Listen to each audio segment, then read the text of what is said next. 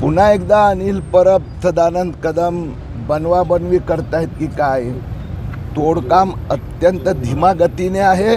पूर्ण तिसरा मजला पाडायचा आहे. दुसरी गोष्ट, कोर्टाची फसवणूक पुन्हा एकदा अनिल परबनी केली.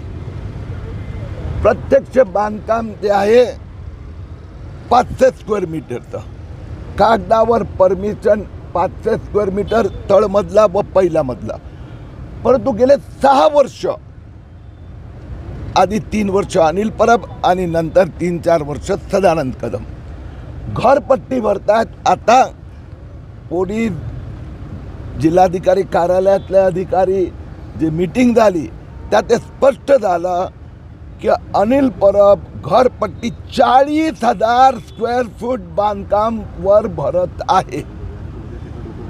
म्हणजे त्याला घोस्ट, जसं उद्धव ठाकरे, रश्मी ठाकरेंनी 19 बंगले, घोस्ट बंगले उभे केले, इथे 40,000 स्क्वेअर फीट बांधकाम आहे, रिसोर्ट आहे आणि दरवर्षी घरपट्टी भरण्यात येत आहेत.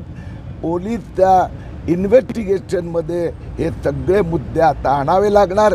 4 FIR वर काही मग चार्जशीट झाल्या आहेत, काहीमध्ये चार्जशीट दाखल होणार आणि मला विश्वास आहे की पुढच्या 3 महिन्यात 4 खटल्यांवर अनिल परबवर कारवाई सुरू. साहेब, अनिल परब साहेब असं म्हटलं होतं की काही रामदास कदमांची काही प्रकरणं आहेत ती आपण भाषेत दिली जातील, त्याची तुम्ही चौकशी करणार का? अनिल परब बहुतेक पालकमंत्री होते आणि बहुतेक अनिल परबचे जे मुख्यमंत्री, उद्धव ठाकरे मुख्यमंत्री होते. मग अनिल परब साहेब त्यावेळी काय तुम्ही वाटून घेतलं होतं की तू पण लूट आणि मी पण लूट? आज कोर्टात तुम्हाला विचारलं, जर रामदास कदम होतो की किरीट, कोणी जर चुकीची कामं केली तर निश्चितपणे कंप्लेंट करा, प्रशासनेकडे जा, न्यायालयात जा. म्हणून त्यांनी चोरी केली म्हणून मला डाकूगिरी अलाउड आहे, हे हिंदुस्थानी तसा कायदा नाही आहे. तुम्ही खुशाल त्यांच्या विरोधात जावं. सर्वोच्च न्यायालयानं किनारपट्टी भागाच्या सर्वच बांधकामांची चौकशी किंवा रिपोर्ट मागवलेले आहेत, त्यामुळे सध्या अशा पण बांधकाम. अनिल परबने फार चांगल्या रीतीने लोकांच्या भावना ब्लॅकमेल करण्याचा प्रयत्न केला, पण परबांनो 5 स्टार रिसोर्ट हा पूर्ण या भागात, परिसरात किंवा माझ्या लक्षात आलेले फक्त तुमच्या एकट्याचाच आहे.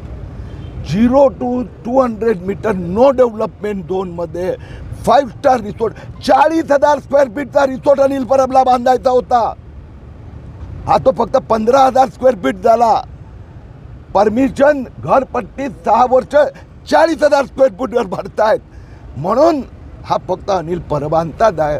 अनिल परबचा लक्षात राहिलं की आणखीन कुणाचा रिसोर्ट असेल, मग ते पाटीलचा असो, कदमचा असो, रणेचा असो, त्यांनी तक्रार द्यावी.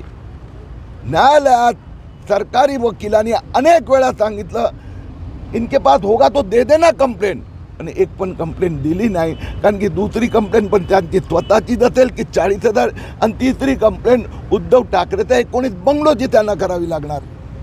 बरोबर सांगतं की आपल्या ऑडिशी संबंध नाही तर काय सांगा, ते बरोबर असं सांगतात. काय मला कळलं नाही, परवांना काय म्हणायचं हे मला समजलं नाही.